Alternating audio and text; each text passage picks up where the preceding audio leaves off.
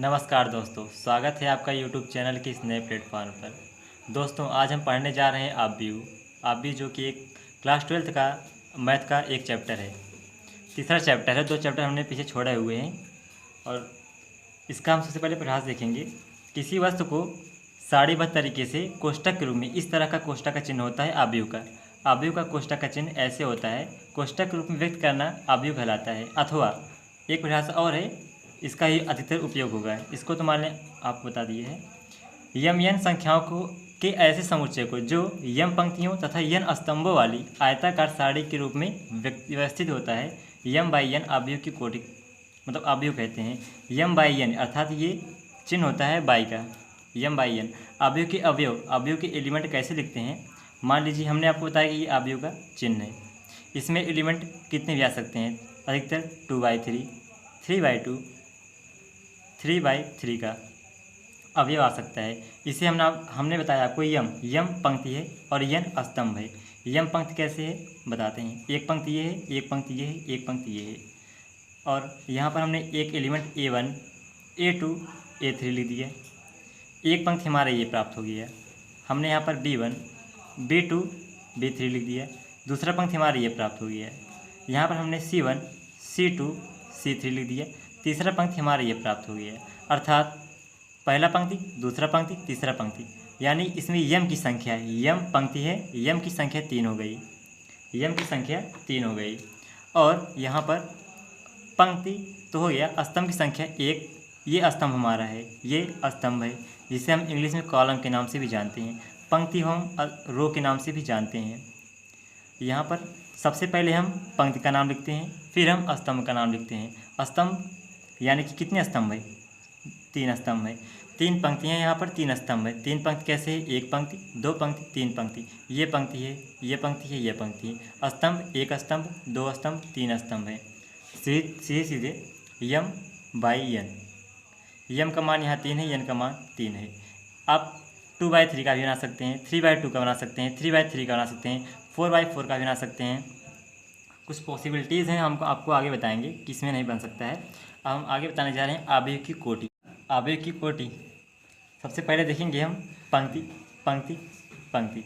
ये एक पंक्ति है, ये एक पंक्ति है, ये एक पंक्ति है, यानी कि ये एक पंक्ति, ये एक पंक्ति, ये एक पंक्ति। कालम, एक कालम, 2 कालम, इसीलिए हमने इसको 3/2 की कोटि का आव्यूह लिखा है। 3 हमको पंक्ति दर्शाता है। सबसे पहले याद रखिएगा कि सबसे पहले पंक्ति को ही लिखा जाता है, इसके बाद हम कालम को लिखते हैं। अभी इसमें मान लीजिए पहला ये है, दूसरा ये है, यानी एक रो ये हो गया, दूसरा रो ये। पहला पंक्ति ये, दूसरा पंक्ति ये हो गया, यानी कि 2। सबसे पहले हम पंक्ति लिखते हैं, उसके बाद हम स्तंभ लिखते हैं। स्तंभ इसमें कितने हैं, 1, 2 और फिर 3। ठीक है। यम बाई एन, यम जो है पंक्ति है, एन जो है स्तंभ है। इसमें देखिएगा सबसे पहले इसमें हम पंक्ति लिखते हैं। पंक्ति कितने हैं, 1 पंक्ति, 2 पंक्ति, 2 पंक्तियाँ हैं और 2 स्तंभ भी हैं। 2/2 की कोटि का आव्यूह है। ये 2/3 का कोटि का आव्यूह है, ये 3/2 की कोटि का आव्यूह है। आशा करते हैं आपको इतना समझ में आ गया होगा। आगे देखते हैं आव्यूह के प्रकार। आव्यूह के प्रकार, सबसे पहले पंक्ति आव्यूह। पंक्ति आव्यूह हमने आपको बताया कि ये एक पंक्ति है। अगर एक आव्यूह में केवल एक ही पंक्ति है, केवल एक ही पंक्ति, मान लीजिए A1, B1 और फिर C1, मान लीजिए कोई एलिमेंट ले लेते हैं 1, 5 और फिर 9, तो यहाँ पर ये एक ही केवल पंक्ति है, तो इसे हम पंक्ति आव्यूह कहते हैं। और 3 कालम है, यानी कि ये 1/3 और ये भी 1/3 का।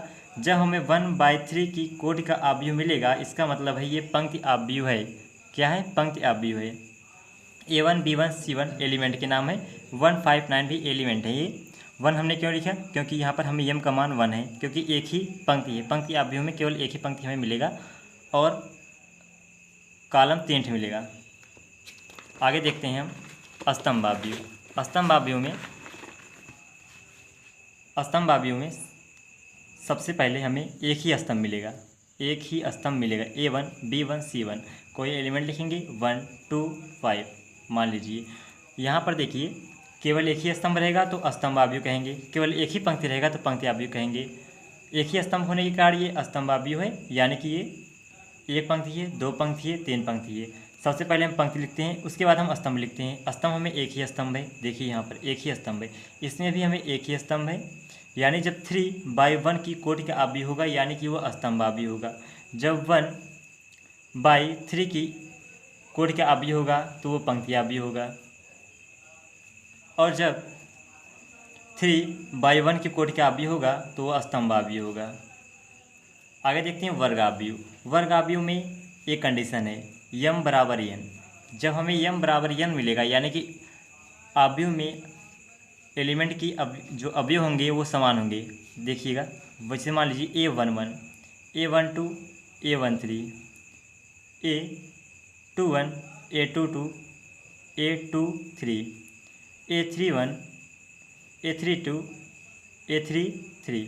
यहाँ पर देखिएगा 1 2 3, यहाँ पर हमें 3 पंक्ति मिलेगा और 3 ही स्तंभ मिलेगा यहाँ पर। यानी कि यहाँ पर हमें यम बराबर एन है, यम की संख्या भी 3 है और एन की भी संख्या 3 ही है, तो इसे हम वर्ग अवयव कहेंगे।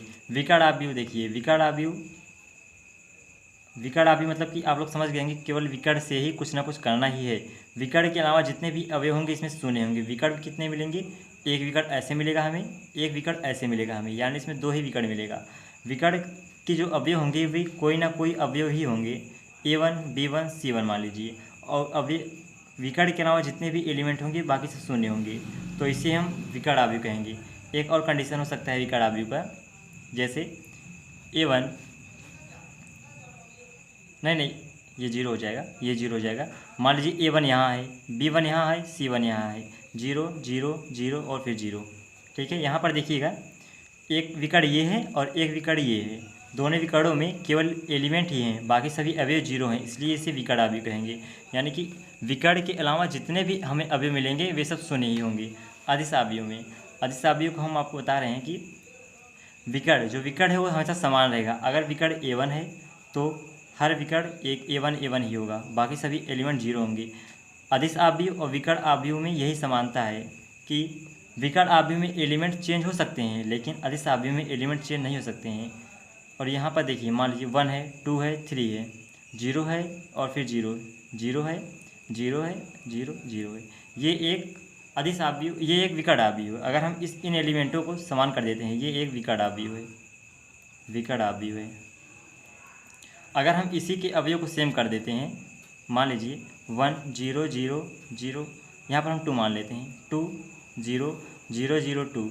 ठीक है, तो ये एक अदिश अवयव हो जाएगा, अदिश अवयव हो जाएगा। ठीक है, इसका मतलब है कि जब हमारा विकर्ण जो होगा एलिमेंट असमान होगा तो वो विकर्ण अवयव होगा, जब एलिमेंट समान होगा तो वो एक अदिश अवयव होगा। तत्समक अवयव देखिएगा, तत्समक अवयव जो है एक अवयव बना लेंगे। तत्समक अवयव में 1 0 0 0 1 0 0 0 1, यानी इसका विकर्ण जब विकर्ण एक होगा और बाकी सब अवयव 0 होंगे तो यह एक तत्समक अवयव होगा। इसका मान 1 हो जाएगा इस तत्समक अवयव का। आगे देखते हैं अगला अवयव। अगला अवयव शून्य अवयव है।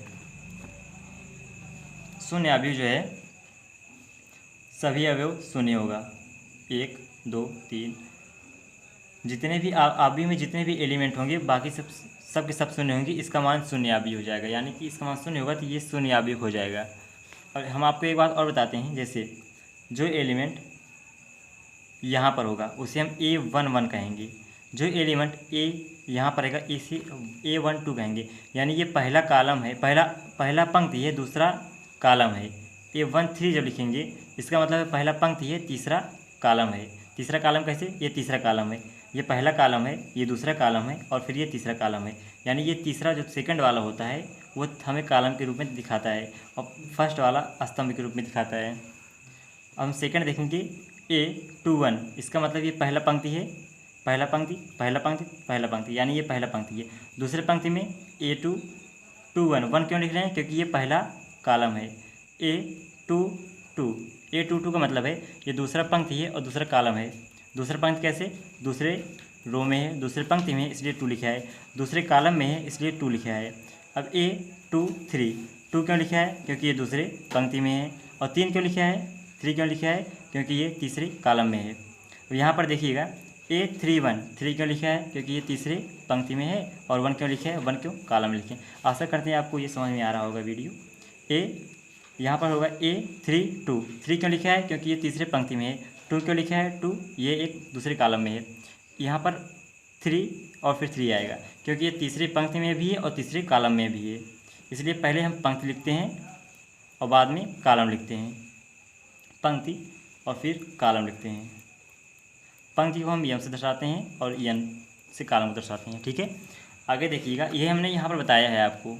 जैसे मान लीजिए हमें एलिमेंट ये दिए गए हैं 1 2 3 5 4 6 0 5 9। मान लीजिए हमें A22 पूछ लिया गया है। इसका मतलब है दूसरा पंक्ति होगा, दूसरा कॉलम होगा। दूसरा पंक्ति हमारा ये रहा और दूसरा कॉलम हमारा ये रहा। A22 हमें यहाँ पर मिल जाएगा क्योंकि ये दूसरा पंक्ति और दूसरे कॉलम में एक ही एलिमेंट आ रहा है इस समय। और मान लीजिए इसके 4 हो जाएगा। यहाँ पर देखिएगा, मान लीजिए हम A23 के बारे में बात कर रहे हैं। A2 मतलब पंक्ति होगा, 2 मतलब पंक्ति, दूसरा पंक्ति हो जाएगा और तीसरा कॉलम हो जाएगा। तीसरा कॉलम हमारा ये रहा। तीसरे कॉलम में हमें 6 मिल रहा है। तीसरे कॉलम और दूसरे पंक्ति में हमें केवल एक ही एलिमेंट मिल रहा है, इसलिए इसका मान 6 हो जाएगा। अब हम आगे देखेंगे प्रश्नावली 3.1 का NCERT से। ठीक है, NCERT से हम अगला प्रश्नावली देखने वाले हैं। पहला क्वेश्चन आपको कह रहा है कि एक आव्यूह है। इस आव्यूह में कुछ एलिमेंट दिए गए हैं। एलिमेंट 2 है, 5 है, 19 है, -7 है। अगला 35 है, -2 है, 5/2 है और 12 है। √3 है, 1 है, -5 है और फिर 17 है। इसमें पूछ रहा है आव्यूह की कोटि। आव्यूह की कोटि कैसे दिखेंगे? आव्यूह की कोटि, आव्यूह की कोटि। ठीक है, आव्यूह की कोटि कहाँ से? सीधा सीधा है, कितने इसमें स्तंभ हैं, कितने कॉलम हैं। हमने आपको बताया कि सबसे पहले हम स्तंभ लिखते हैं। स्तंभ इसमें कितने? सबसे पहले हम पंक्ति लिखते हैं। पंक्ति, एक पंक्ति, दो पंक्ति और फिर तीसरा पंक्ति। सबसे पहले हम m/n लिख लेंगे। m का मान हमें यहाँ पर 3 मिल रहा है, 3 मिल रहा है। 3/n का मान हमें 1 2 3 4 यानी 4 कॉलम है इसमें। 3/4 की ये कोटि का आव्यूह है, यानी कि इसका आंसर हो जाएगा 3/4। आव्यूह की कोटि 3/4 की ये एक कोटि है, एक आव्यूह की कोटि है। ठीक है, अगला ये पहला था। अभी सेकंड नंबर देखेंगे हम। सेकंड नंबर देखेंगे। सेकंड नंबर कह रहा है आपका क्वेश्चन कि अवयवों की संख्या, अवयवों की संख्या आपको बताना है कि जो हमें दिया गया था अवयव, इसमें कितने अवयव हैं। 2 था, 5 19 -7 35 -2 5/2 12 और √3 1 -5 17 इतना था। हमें m/n, अगर हम m/n पता कर लें तो हमें अवयवों की संख्या पता चल जाएगी। m/n हमने पहले क्वेश्चन पता किया था। अवयवों की कोटि कितनी थी? 1 2 और फिर 3। इसमें हमें 3 पंक्ति था और 4 कॉलम था, यानी 3/4 की कोटि के अवयव था।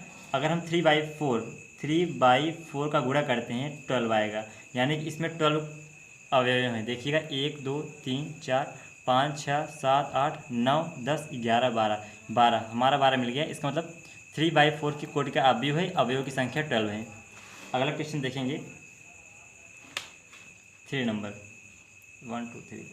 ठीक है, अवयव हमें से पूछा गया है A13 A21 और A33 और A21 A23 इतना का हमें मान पूछा गया है। इसका मान हम बताएंगे A13। हमें पता करना है कि A13 इसमें कहाँ है। सबसे पहले हम एक वो बनाएंगे आव्यूह। हम यहाँ पर लिखते हैं A11, हमने आपको पीछे से बताया हुआ है। यहाँ पर लिखेंगे A12 A13 A14 ... A तक चले जाएंगे। ठीक है, यहाँ पर देखेंगे AM तक चले जाएंगे। यहाँ पर A21 A22 A23 A24। ठीक है, A31 A32 A33 A34। यहाँ पर देखिएगा हमसे पूछा गया A13 का मान। A13 का मान पूछा गया है तो A13 हमें यहाँ पर दिख रहा है। जब हम इस आव्यूह को इस आव्यूह से तुलना करेंगे तो 1 2 3 यानी कि हमें यहाँ पर मिल जाएगा। यहाँ पर हमें A13 का मान 19 मिल जाएगा। A13 का मान हमें 19 मिल जाएगा। इसके बाद A21 का मान हमसे पूछा गया है। A21 का मान पूछा गया है। A21 का मान पता करने के लिए सबसे पहले देखेंगे हम 21। A21 यहाँ पर है। A21 जब हम इस आव्यूह से तुलना करेंगे तो 35 मिलेगा हमें। यहाँ पर देखिएगा, यहाँ पर और यहाँ पर 35 मिल रहा है ना, तो यहाँ पर हम 35 लिख देंगे। यहाँ पर देखिएगा बराबर 35, ये इसका आंसर हो गया, ये इसका आंसर हो गया। और A33 देखिएगा, A33 यहाँ पर है और इसमें A33 यहाँ पर मिल रहा है, यानी इसका मान मिल जाएगा -5, ये इसका आंसर हो गया। समझ में आ रहा होगा, आशा करते हैं आपको। A24 कहाँ मिलेगा हमें, ये देखिए A24 रहा ये, यानी दूसरे पंक्ति में और चौथे कॉलम में रहा। देखिए दूसरे पंक्ति में और चौथे कॉलम मिल रहा है A21। इसमें भी दूसरे पंक्ति में जाएंगे और फोर्थ कॉलम में जाएंगे तो हमें 12 मिल जाएगा आसानी से। 12, ये रहा आपका 12। A23 जब पता करेंगे तो A23 देखिएगा यहाँ पर A23 किधर है, A23 यहाँ पर देखिए, यहाँ पर A23 मिला। A23 यहाँ पर मिल जाएगा हमें दूसरे पंक्ति में और तीसरे कॉलम में, दूसरे पंक्ति में और तीसरे कॉलम में, दूसरे पंक्ति में और फिर तीसरे कॉलम में यहाँ पर मिल जाएगा 5/2। देखिएगा ये पहला क्वेश्चन हमारा पूर्ण हुआ। दूसरे क्वेश्चन की ओर बढ़ते हैं। दूसरा क्वेश्चन कह रहा है कि यदि किसी अवयव में 24 अवयव हैं, 24 अवयव हैं, तो इसकी संभव कोटि क्या हो सकती है। यदि इसमें 13 अवयव हों तो कोटियाँ क्या होंगी। हमें इसमें 2 क्वेश्चन पूछ लिया गया है। पहला, अगर 24 अवयव होंगे तो हमें कितनी कोटियाँ मिल सकती हैं, और दूसरा, अगर 13 अवयव हों, 13 अवयव हों, 13 एलिमेंट हो तो हमें कितनी कोटियाँ मिल सकती हैं। तो देखिएगा दूसरा क्वेश्चन, अगर 24 अवयव हों तो संभव कोटियाँ, देखिएगा सबसे पहले हम 1/24 का कोटि बना सकते हैं, 24/1 की कोटि का बना सकते हैं, यानी कि m/n की कोटि बना सकते हैं, की कोटि का अवयव बना सकते हैं। इधर देखिएगा हम 8/3 का भी बना सकते हैं, 3/8 का भी बना सकते हैं। यहाँ पर हम 6/4 बना सकते हैं, 4/6 का भी बना सकते हैं। देखिएगा यहाँ पर 24 एके 24, 24 एके 24, 8 त्रिक 24, 8 त्रिक 24, 6 चौक 24, यहाँ पर 6 रहेगा, 6 चौक 24। ठीक है, इतनी कोटि का अभी हम बना सकते हैं, और भी बना सकते हैं, आप लोग सोच के बता सकते हैं। और हमें एक क्वेश्चन पूछा गया है सेकंड नंबर, यदि 13 अवयव हों, 13 अवयव होंगे तो 13 अवयव हैं तो संभव कोटियाँ।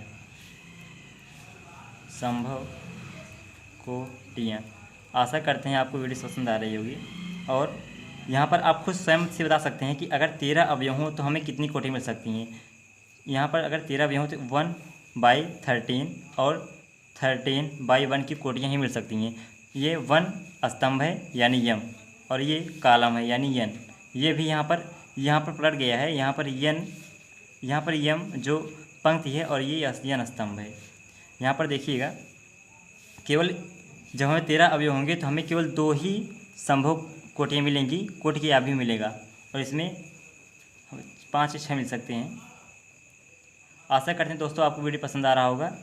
यदि वीडियो पसंद आए तो लाइक, सब्सक्राइब और शेयर करना ना भूलें। नमस्कार दोस्तों, मिलते हैं अगली वीडियो में आपसे।